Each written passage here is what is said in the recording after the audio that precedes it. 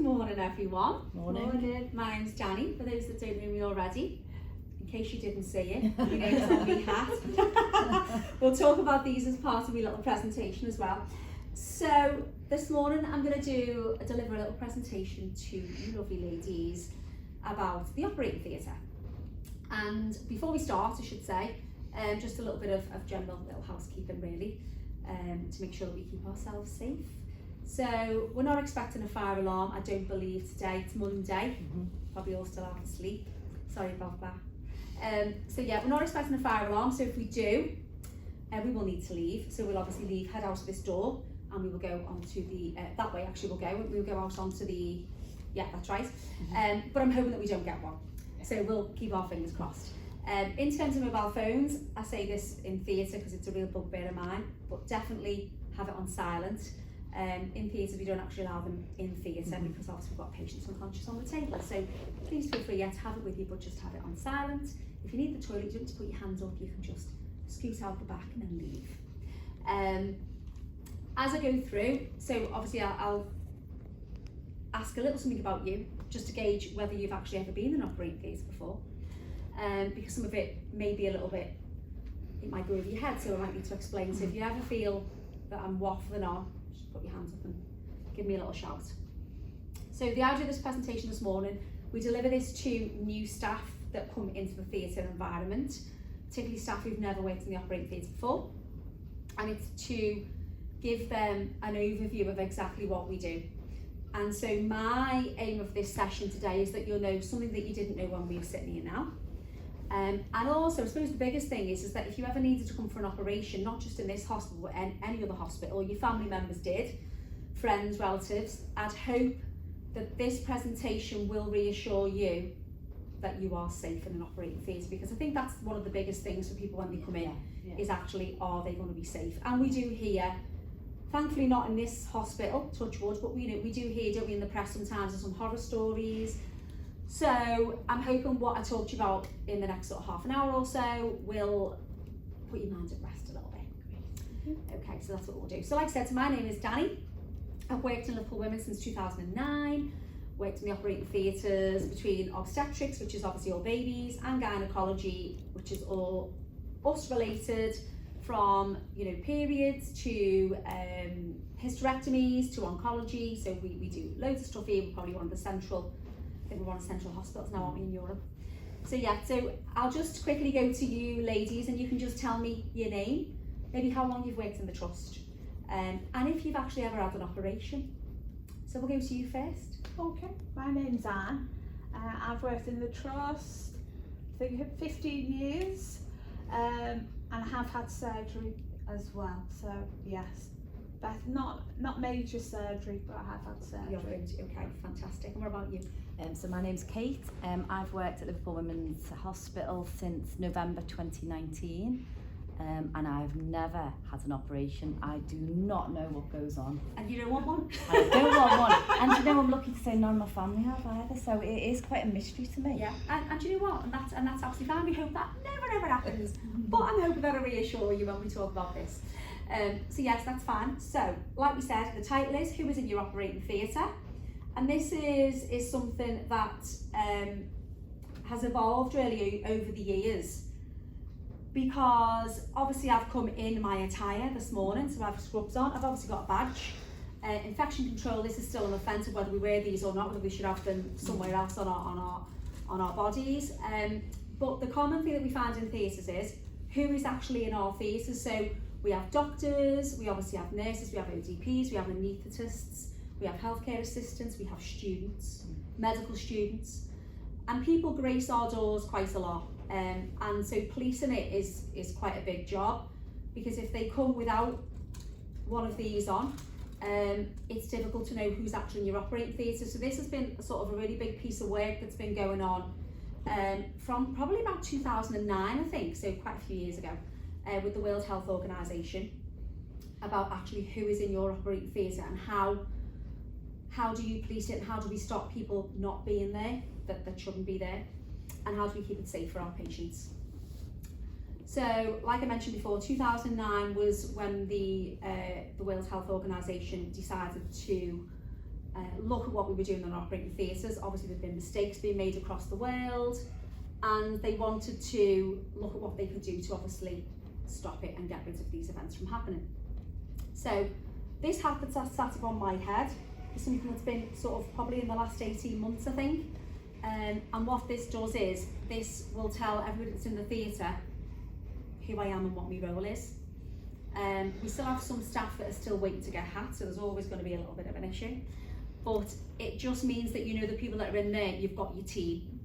And so it is an element of safety. And that's what we need. We need to instill in all of our patients coming through that they're coming to a safe environment. So I've got on here sort of an introduction. So I'll ask you a question actually, which I think is quite a valid question. So if you got on a plane, if you were going on your holidays at the weekend, and you got on your plane and you were all strapped in with your seatbelt on, you were all ready, and you've got your little duty free magazine ready to order, and the captain comes on and says to you, hi, you know, this is Barnaby Jones, I am your captain, I'm going to be taking you across to Orlando today. But just to give you a little heads up, we've managed to get an earlier slot to take off. So we should have been waiting 40 minutes, but if we just miss a few of our checks, we can go now. Is everybody okay with that? Because don't worry, I've flown for 25 years. I've flown planes like this for most of my life. Is everybody okay if we just take off? If we just get on that runway, let's get you on your travels. What would you think at that point? What would be your honest opinion? I'd be a bit scared. Yeah. So why would you be scared? Do you think what would? I think I'd be looking at what checks. Because if you can miss out checks, why do them in the first place? Absolutely. So in my head, I'd be thinking, you're only doing a check because you have to do a check. Absolutely. So I would say, if you can miss it out, then you didn't need to do it. So in the first place, yeah. So what was the point? What about you, Kate? Yeah, I'd like him to do all the checks first, please, before setting off. Before setting off, yeah. I did ask somebody once and they said, well, I probably would have already had a few drinks in the airport, so I probably wouldn't mind. And I was like, no, well, we don't want to, we'll just forget about that comment. Yeah. But the point is, so the healthcare industry as a whole, we can learn a lot from aviation. Because obviously, you know, aviation, I mean, every plane carries at least a few hundred passengers, doesn't it? And how many planes take off and land just in the UK alone every minute? So we're dealing with a lot of people. You know, we will do on average in today's operations, for example, in theatres, we've got 3 theatres running. Each of them have got 5 patients in each theatre. So that's what they'll be doing. So quite small in comparison to what the aviation actually transports all over the world. However, one patient death is just as catastrophic, isn't it? You know, because to their family, we've made a mistake. Or what did we do? Why is that patient not with us today? So we've learned a lot from aviation. And back in 2009, there was actually a man called Martin Bromley. You can see her name is just under here. This is his wife. So Martin Bromley was he was an airline pilot. He'd obviously flown all around the world and used to checklists. They do them all the time. They check before they even get down the runway. So aviation, they're just used to checklists. Elaine Bromley is his wife, or was his wife, I should say. She came in for a routine operation, not at this hospital, but somewhere in the UK. She came in to have her sinuses unblocked. Routine operation, came in for the day, kissed goodbye to her children that morning, said to her husband at the doors of the hospital, I'll see you in a few hours when you pick me up. That was the conversation. And off she went, up-to-date case. She was seen, she was taken to theatre, and complications arose while she was in the anaesthetic room before she got to theatre. And she didn't have an operation because complications arose. She was then taken to intensive care post-surgical complications, or not, should I say, anaesthetic complications. And sadly, that lady never woke up. Now she went in, she was perfectly fit and well. There was no reason for any of those things to happen. But what was evident in the root cause analysis was that there wasn't enough checklists in place. So Martin Bromley now goes around the UK and he delivers talks on human factors, and he uses his wife as an example. So he uses the story of his wife. And he doesn't do it as a blame culture, because obviously he was really angry and upset, but he said, no, I need people to learn. So we need to learn from what happened on that dreadful day. And the biggest thing that I think the healthcare, or certainly in the operating theatres, is that we did not have checklists in place. So, you know, if something happens, what are we going to do if this happens? So we can't guarantee that, you know, if Anne's going to come in for a particular surgery, that everything's going to go to plan. We need to look at, well, what if this happens, and what if this happens, and what if this was happened to plan? What have we got in place to protect Anne, to keep Anne safe? And so that's now one of the big projects that we obviously follow. I'm glad to say that we do, because obviously it does keep our patients safe, and, you know, our family and our friends. So the big thing that I want you to take away is, you know, every environment's different. I know you've obviously worked on the wards, and obviously, you know, Kate, you've obviously got like a list of things that you have to do every single day. But for us, checklists are hugely important, and it's really frowned upon, and it's taken very seriously if checklists are not followed now in theatre. So part of my role is to ensure that staff have got the knowledge as to why they've got the checklist there. So if they deviate from it, they've chosen to deviate from it, and if something happens, you know, do you understand the implications of what could happen? So checklists are really, really important for us. So what I just wanted to show you was just a video, just showing from Martin's perspective, really, of how I suppose he saw it from a layperson's point of view, because obviously he's an airline pilot, he's never worked in an operating theatre before, and just his sort of take on the events, really. Just see if we can press play. See if it'll work. My name is Martin Bromley. I'm dad to 2 young children, Victoria and Adam. And this is the story of the death of my wife, Elaine, who died in March 2005 as a result of an attempted routine operation that went wrong. I'm an airline pilot with a background in human factors. I want to make a difference. I want to be able to say to Victoria and Adam in a few years' time that although their mum died, the lessons from that have been learned, and that there is a change in practice in healthcare in the UK.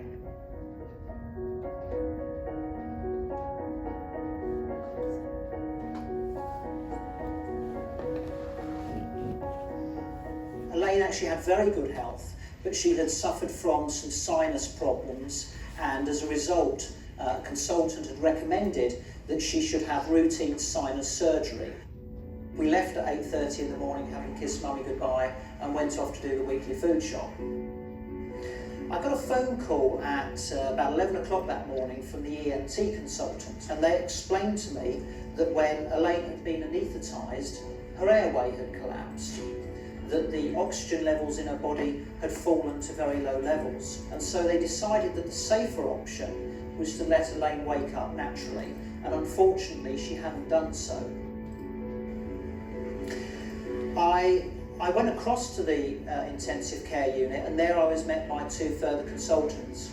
They explained to me very bluntly that Elaine had been without oxygen for a significant period of time, and that I was looking at her having significant brain damage.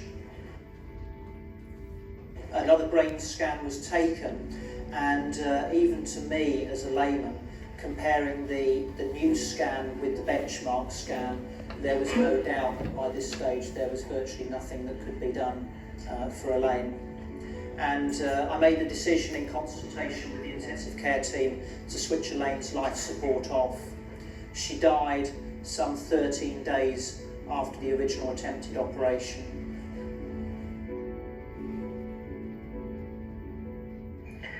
And really what I want to try and do is just share a bit of the story with you of what we know happened. As best we can, we've probably got 80% of the picture now, I think. Elaine was being cared for by an experienced anaesthetist and his experienced assistant.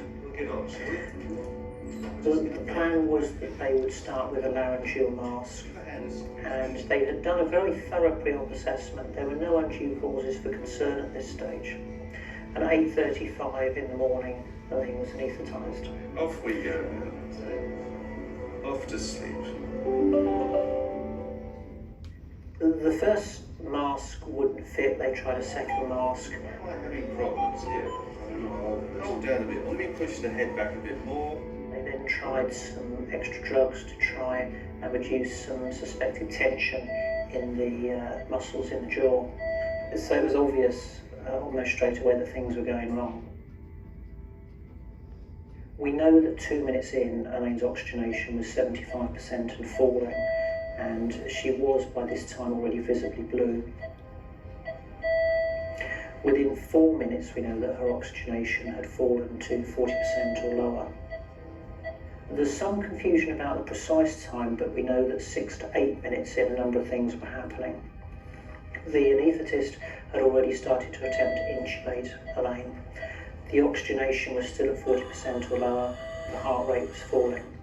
The ENT surgeon waiting to perform the op came into the theatre. An anaesthetist from an adjoining theatre became aware of a commotion, and he walked in to see what could be done. And at least 3 nurses answered a call for help. And what happened is that the 3 consultants continued with the attempts to intubate, and they used a variety of different techniques and a variety of different pieces of equipment. The nurses, meanwhile, performed some tasks under their own initiative. But what we can say is that 10 minutes in, with hindsight, this is a situation of can't intubate, can't ventilate. This is a recognised emergency in anaesthesia for which guidelines exist. We're now 10 minutes into this attempted procedure. The patient, my wife, is blue. Her oxygenation is 40% or lower, and it has been for 6 minutes.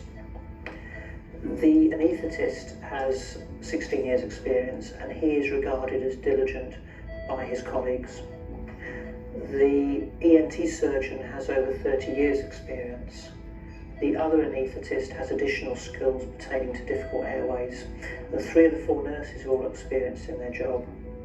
And it's perhaps worth just wondering at this stage what was going through their mind. The intubation attempts had failed, the oxygenation was very low. What we know actually happened is this point in, 10 minutes for a further 15 minutes, the 3 consultants would appear to have continued with their attempts to intubate to the exclusion of any other option.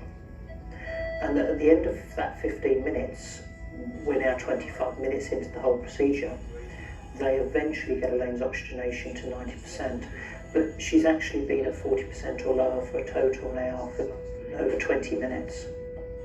Can we get above 90? No, she won't go up. No, you got 90 though. That's I don't think we should carry on with the operation. No, I agree. I think we should abandon at this stage. Okay. The airway itself is not secure though, and so they fiddle around a bit more, and in fact her oxygenation falls again below 90% for a further 10 minutes, and finally by the time we're 35 minutes in, they seem to make the decision that the best thing is just to let her wake up naturally. Let's wheel her back because we can.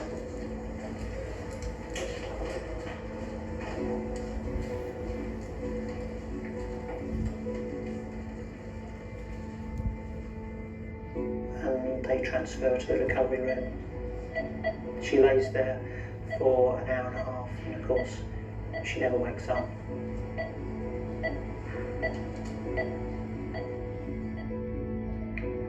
Based on the evidence from the inquest and from Professor Harmer's report, the lead anaesthetist, if I can call him that, in his own words, lost control.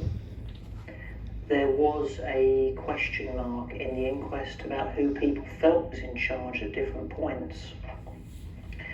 There was certainly a loss of awareness, an awareness of time, but also an awareness of the seriousness of the situation. If you like, the awareness of what was happening wasn't shared by each of the consultants. There was certainly a breakdown in the decision-making processes, and it would appear that the communication processes dried up amongst the consultants. The story with the nurses is very different. The nurses were generally aware of what was happening and what needed to happen. When I said to you that 6 to 8 minutes in, those 3 nurses arrived, one of them asked her colleague to go and fetch the tracheostomy set. There was already a quick trachea kit in theatre.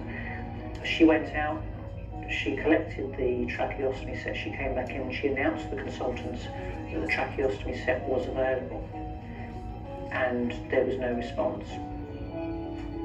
One of the other nurses who walked in immediately saw Elaine's colour, immediately saw the vital signs and walked out again to phone intensive care. She phoned to check that a bed was immediately available. She came back in and she announced to the 3 consultants that a bed was available in intensive care. And in her own words, they looked at her as if to say, "What's wrong? You're overreacting." She actually walked out and cancelled that bed. At the inquest, 2 of the 4 nurses stated that they knew exactly what needed to happen, but again, to quote from the inquest, didn't know how to broach the subject. We have a breakdown of leadership, of situational awareness, of prioritisation, of decision making, of communication and of assertiveness. And these same factors, these same human factors, ironically are present in 75% of aviation accidents. And really, since then, I've been trying to understand why in aviation we train and to understand about human factors, and it's an integral part of how we design equipment and how we manage procedures and how we work day to day. It's part of our everyday language, but I'm trying to understand why that's not part of clinical practice. When we get out to the aircraft, there's a lot of technical jobs that need to be performed. There's the usual security checks of an empty aircraft. There's the safety checks, both of the outside. We have to do a walk around, making sure the systems are functioning and that everything we require for flight is switched on or operating in the way it should. Having done all the preparation, got everything ready for flight, we then get together in a briefing. And that's really to make sure that we both know what we expect to happen, but more importantly, that we think through all the possibilities.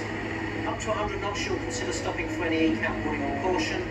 Above 100, you'll only consider stopping ECAM warning, engine failure, something you think is going to stop us flying. 3 things to remind me of. With a positive climb, we'll get the gear up if appropriate. Remind me that tow is available. Remind me that all departments are available. If it's not performance limiting, I propose to follow the SID. The only other exception to that is if we had some uncontrollable situation like a fire still burning when we get to S speed, in which case I'll pull that and it's suitable for a right hand visual back for 27 right turn. Any questions on the emergencies? Okay, as far as the departure, it's an opening up of communication. Human factors tells us that actually we're all wrong no matter how good we are, and we need people around us to help us. It's creating that open environment within your colleagues, being open to suggestions. If they put their hand up and say, "Excuse me, I'm not sure about this," it's not turning around and saying, "Actually, I'm the boss here." It's turning around and saying, "Tell me what your concern is." It's listening. And before you ask what...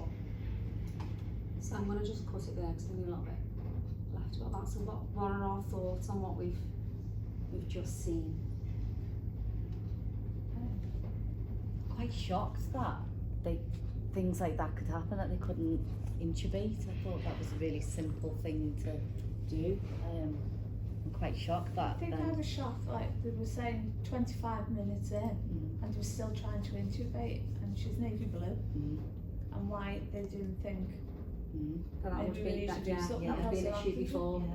I mean, you know what, this was obviously back, you know, I'd like to say thank you, I don't, you know, it's great that we're using that as an example and there isn't something that's like really, really more recent, but, you know, you just never know, but it's to highlight really that the other big thing as well is hierarchy. So I don't think you picked up on certain things what he said. Yeah.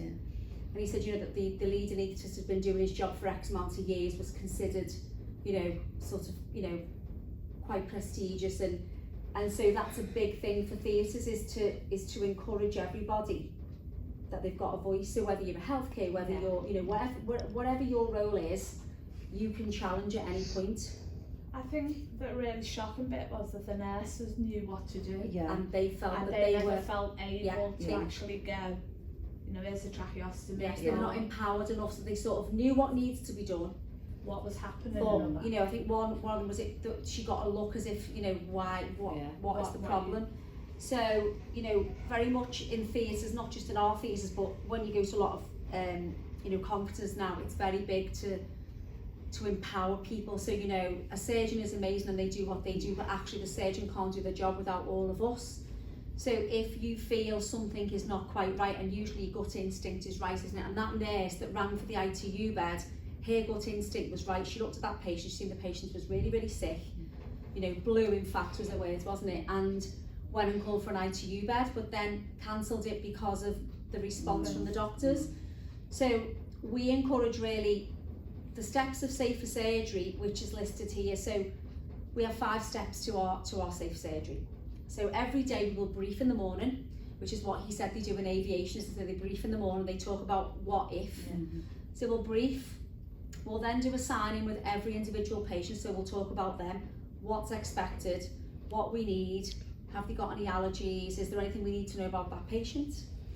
Then obviously we do a timeout, which is when the patient's asleep, we're all in the operating theatre and nobody is allowed to touch that patient until we've all confirmed it's the right patient, we're doing the right operation, and everybody is happy with who's in there. You know, do we all know who we all are? Do I know who you are? Why are you know, we all know our roles, what we're going to do. And then once the operation is finished, we do a sign out to make sure we've done what we said we were going to do.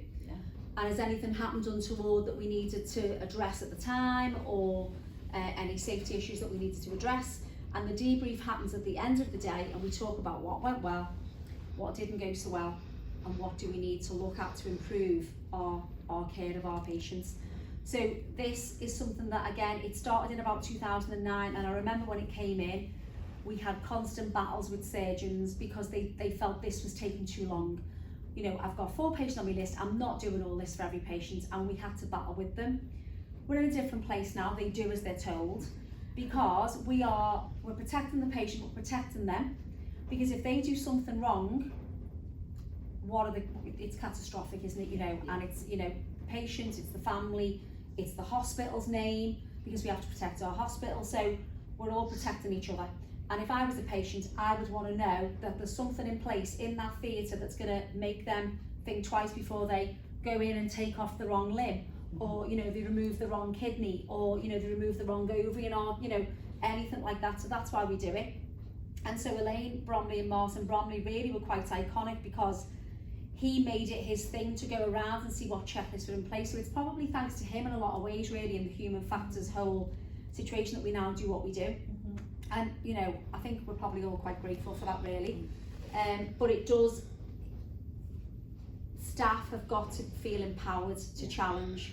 We have some, as I'm sure you probably met, we have some surgeons that are, you know, characters, I suppose, really, would you say? Characters? I don't know, but yeah, probably quite word. I mean, Anne's probably called them many worse things over the years. We do, but yeah, so, you know, we're doing it for all of us, aren't we? And if I'm not happy, I'm going to say. And even if they come back with a flippant comment, or, you know, a sarcastic comment, I'll take that on the chin, as long as I'm proved, you know, if they prove me wrong, fantastic. But if I don't speak up and something happens, I've then got to live with those consequences that I potentially caused harm to a patient by not speaking up. So we strongly encourage it. We protect things like this from happening, wrong side surgery, because it still happens in the world. It still happens.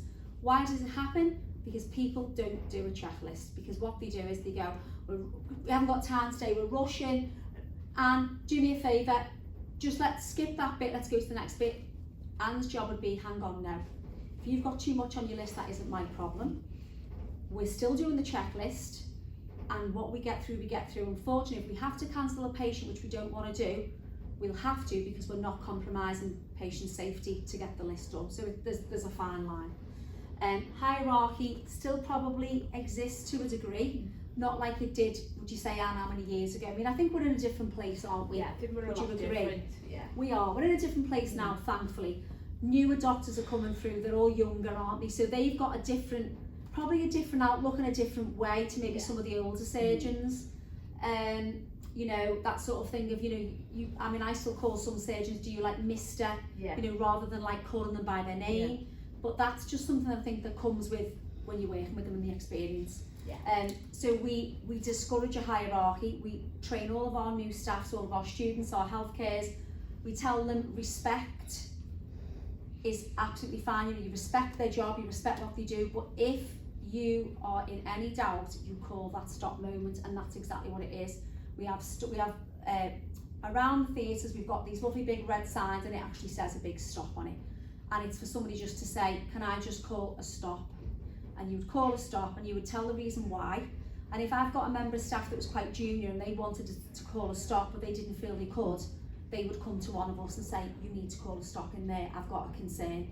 You know, for example, if, you know, maybe there was a surgical cam going on, maybe there was a swab missing or something like that, they would call that stop.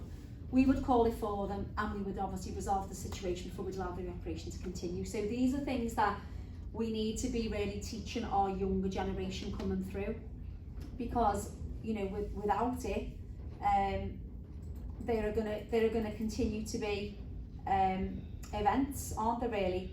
I was going to show you two little quick videos, but I might show them at the end. I mean, you know, we briefly talked about team.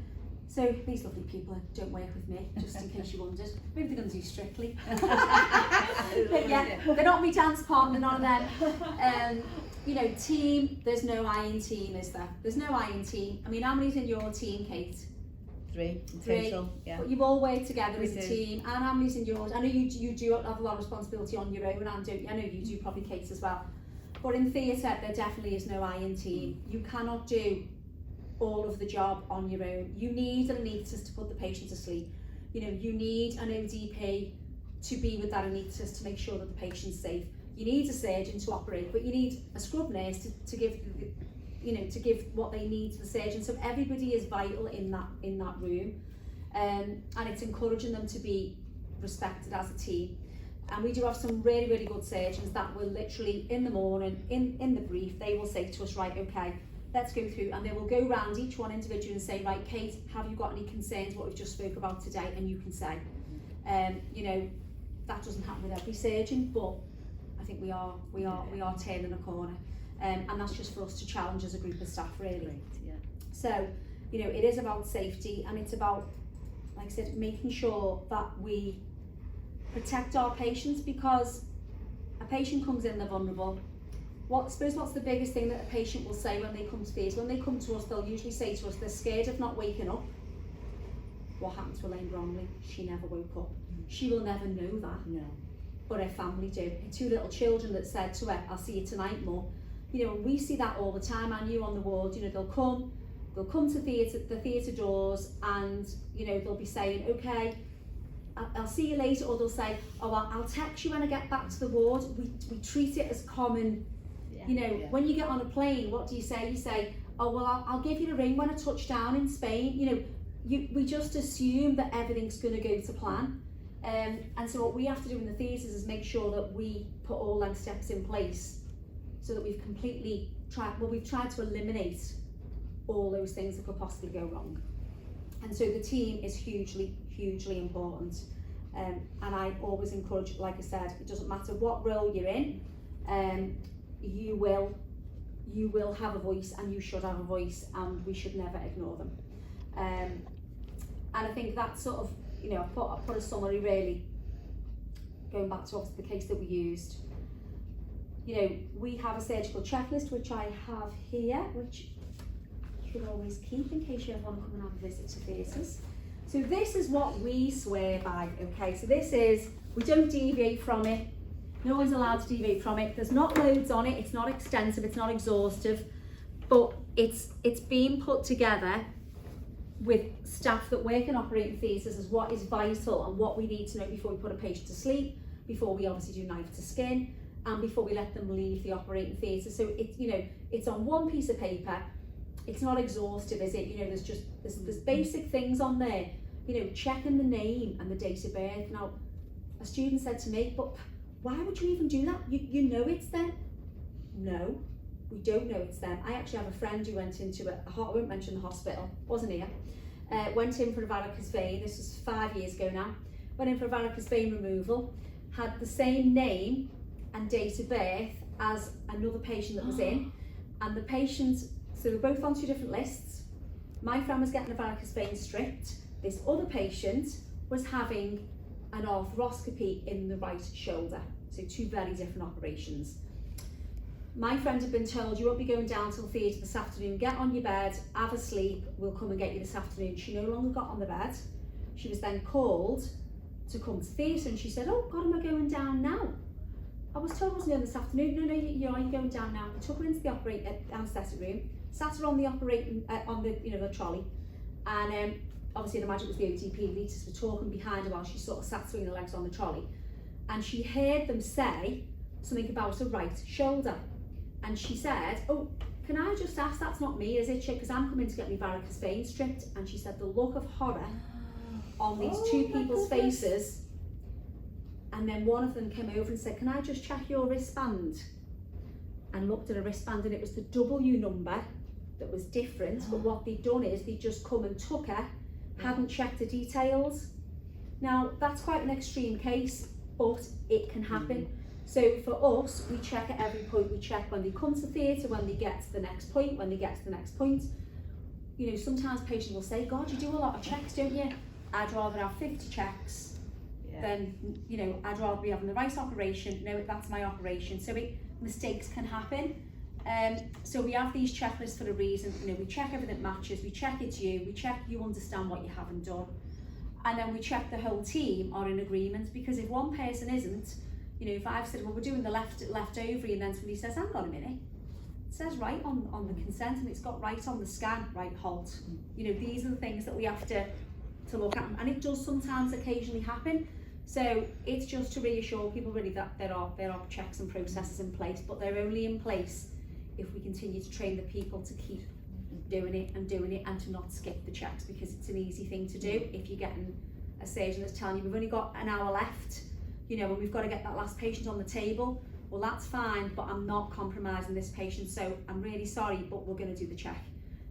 And, you know, they bite their lip for a few minutes and then they get over it. You know, it is what it is. You just walk away. So they're the things that I want you to take away, really, you know, that we have checklists in place. We always continue to review them. So if new things happen, we will obviously update our checklists. There is no hierarchy. They may think there is, but there isn't, in terms of, you know, we can have respect for each other, but nobody has the right to stand above everybody else and say something. It's a group decision, and if we're not happy, we'd obviously get somebody else in more senior. So we sometimes would have 2 consultants battling it out, but that's fine, because we need to know that we're doing the right operation, the right thing for the patient. And we always encourage all team members to do a stop. That is like something that we're literally doing at the moment. We're going to be doing a talk about it in our next session, which is the great day, I believe, which is Thursday. Is that right? It is. I think it is, isn't it? So we're doing some work around that. And so I suppose really it's just to ask you ladies, have you learned anything from the session? You might not have learned anything. You might never want to come to theatre ever again. Have you learned anything from it? And do you have any questions? No. I think it's just quite interesting. It's reassuring to know all those checks are done, and there's an awareness, isn't it? It's quite. You like to think that people in theatre are empowered, whoever you are, to actually say we need to stop and we need to do, because as you say, you know, mistakes do happen, isn't it? So it's quite reassuring that maybe it's human factors, isn't it? It happens. Yeah. You know, and I think, you know, with those nurses, I think we've got a lot to learn from that case. I mean, that's why that's on YouTube. That's why he teaches that all over the UK, because those nurses were really they were really qualified. They were like experienced nurses, but they felt they couldn't, you know, say, well, would you like to use this? They walked away. So we need to get away from that as a, you know, as a culture, I think, and, you know, empower people to be able to speak up. Because you wonder what the life effect on that is. I don't know about UK, but you think if you had, those nurses must be really suffering. To be a part of that. And what So 2 of them, so just for your information, 2 of them I think actually left nursing, Yeah. which is really sad Yeah. because they were trying to make a difference, but I think the guilt afterwards was huge for them. And actually, you know, you could argue, did they do anything wrong? Do you mean, you know, it depends what your opinion is. You could say yes, they did because they weren't forceful enough. But then, you know, was it really a difficult situation? You had obviously 3 consultants all looking down this airway, and not one of them was able to step away and say, right, hang on a minute, we're all getting lost, let's just stop. Right, what do we need to do? At no point was that discussion had. So that's something that we try and do. You know, if anything's happening within a situation, it's right, can we just stop, reassess what's going on? Right, okay, are we all comfortable now that we're going to carry on? Because ultimately that's the patient's safety that matters, isn't it? Yeah, and I think it's a shame they left the profession, isn't it? Because apart from their own person, you feel sorry for how they're. When you think if they've gone through something, that they've probably learned a horrible lesson of life, isn't it? They would never allow that to happen again. I So agree. it's a shame, isn't it, that they actually left. So it is human factors. And just quickly before we finish off, we actually had a situation a few years ago, and it was wrong blood was given. So again, when we talk about checks, you know, safety bands, is that you? Is that your date of birth? Is that your double, your number? And we had it, God, it was quite a few years ago now, and the wrong blood was given to a patient, and it was dreadful for the staff involved. You know, nobody came in to cause harm that day, and it was obviously a catalogue of events, and there was a nurse and an anaesthetist involved. The anaesthetist was a junior anaesthetist, he was a consultant, and so they were both obviously taken away from the situation. The nurse was obviously removed and sort of, you know, put on, what would you call it, like not garden leave, but you know, like, I don't know, anyway, you know, until the investigation was finished. The anaesthetist was allowed to carry on working, and our group of staff were not very happy about that, and so we took it quite high up, and we said, you know, if you're going to use a blame culture on one member staff, you have to use it on all. So we need either both of them to be in work or none of them to be in work. I mean, and as a result, the nurse in question actually ended up leaving the profession, just because she said, I can never ever, you know, I know I made a mistake, and it could have been a catastrophic mistake, and the patient was absolutely fine, thankfully, but she was never ever able to get over that. And so they're the things, aren't we, that, you know, we have to think about protecting our team members. You know, it's not about just, well, you didn't do your job. Well, hang on, we're all one team, aren't we? So, you know, we all help each other. So I wouldn't want, you know, if I thought Anne was struggling, I wouldn't want to leave Anne. I would think, right, okay, Anne, what can I do to help you now? So we should be encouraging that team, I suppose that team effort really, isn't it? And that team approach. So so that's sort of the gist of it. How did you find it, Kate? Did you learn anything from it? I learned lots in that, and it's made me feel very reassured about what happens in an operating theatre now. I think I wouldn't be worried about going in, and I like that you're such a comprehensive team that will work together, and I think it's definitely a way forward. And that's it, we shall continue the work. Thank you very much. Thank you. Thank you.